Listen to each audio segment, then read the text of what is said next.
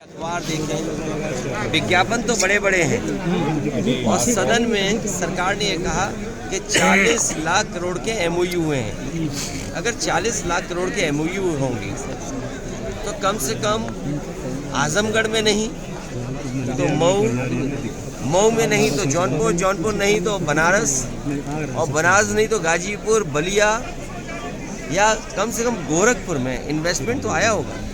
40 लाख करोड़ और on the floor of house कहा कि 40 लाख करोड़ के एमओयू हुए हैं और उद्योग लगने जा रहे हैं। जिस सरकार के 2 साल यूं ही गुजर गए हों, तीसरा बजट आने वाला हो और उसके बाद ज़मीनें चिन्हित कर रहे हों कि हमें जिलों में ज़मीनें चाहिए तब इन्वेस्टमेंट आएगा, तो जिस सरकार ने तैयारी नहीं की, मुझे नहीं लगता है कि इन्वेस्टमेंट आएगा।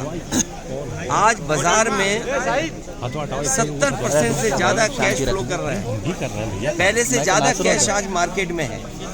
जिन लोगों ने ये कहा कि नोटबंदी होने से भ्रष्टाचार खत्म हो जाएगा, हमने सबने तस्वीरें देखी हैं और मैं धन्यवाद देना चाहता हूँ तमाम अपने यूट्यूबर्स को, चैनल के लोगों को, जिन्होंने झारखंड में जो पैसा पकड़ा गया उसकी तस्वीरें, उसकी वीडियो दिखाई। तो आखिरकार किसका फेलियर है ये? जो सरकार ने नोटबंदी की हो और उसके बाद 300 करोड़ से ज़्यादा पैसा निकले। इसी तरह उत्तर प्रदेश में याद कीजिए कि इत्र व्यापारी पे निकला था पैसा, और आरोप ये सरकार ने लगाया कि ये समाजवादियों का है।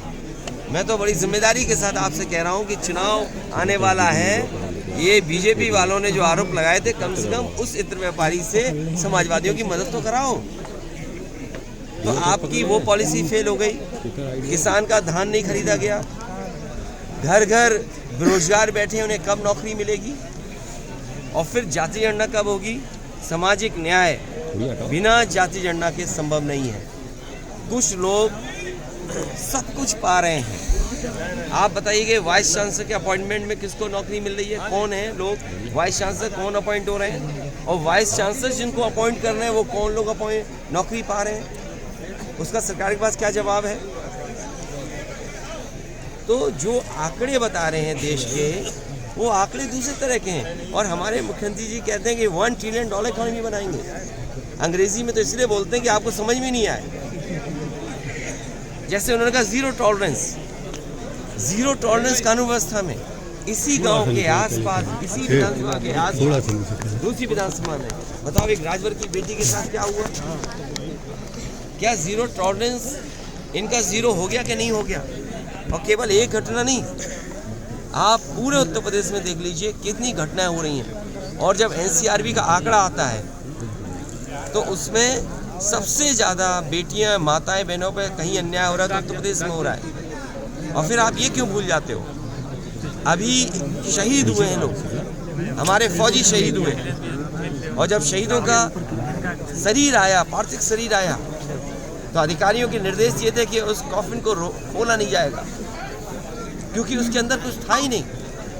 और फिर हमारे आपके रक्षा मंत्री कहाँ गए? उन परिवारों के बीच में बैठने गए जिन परिवारों के सदस्यों की जान ले ली।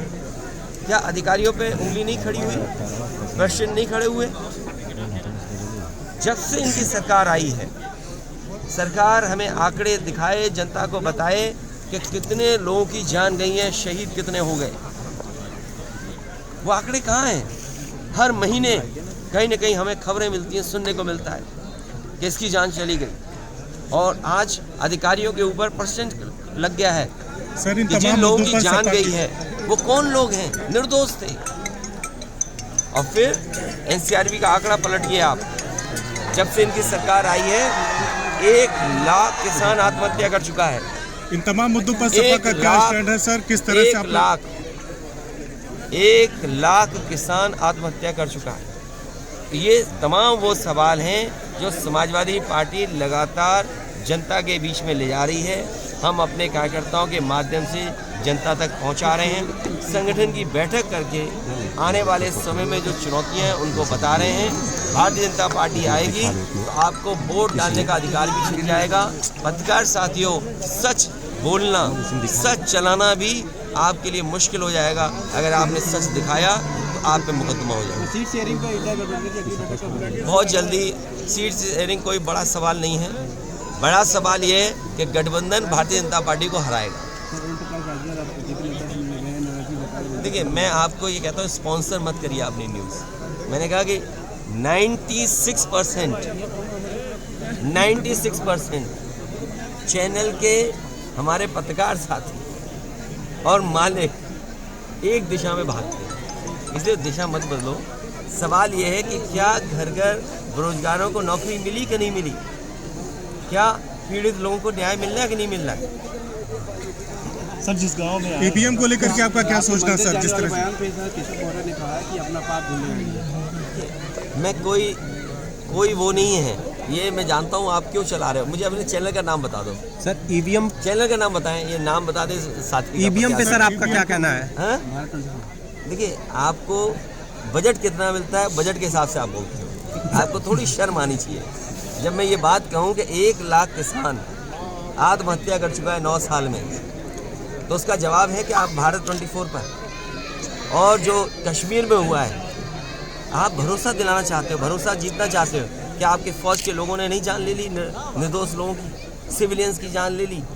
उसके लिए क्या रक्षा मंत्री को जाकर के उनके परिवार से नहीं मिलना पड़ा? तो फेलियर आपका है। नोटबंदी आपका फेलियर, फार्मर्स की आय दोगुनी आपका फेलियर, अनएम्प्लॉयमेंट हाईएस्ट, आपका गैस सर्कुलेशन सबसे ज़्यादा।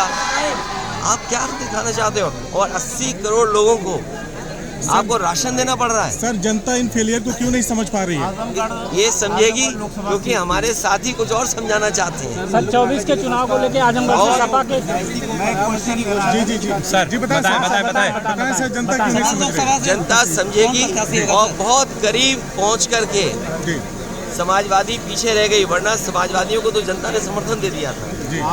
लेकिन सर ये बताएं, सर, ईवीएम को लेकर सर आपका क्या स्टैंड है? को लेकर के जो ईवीएम पर देखिए, इधर आपने देखा होगा हर गांव में टीवी या एलईडी वैन चल रही है जी।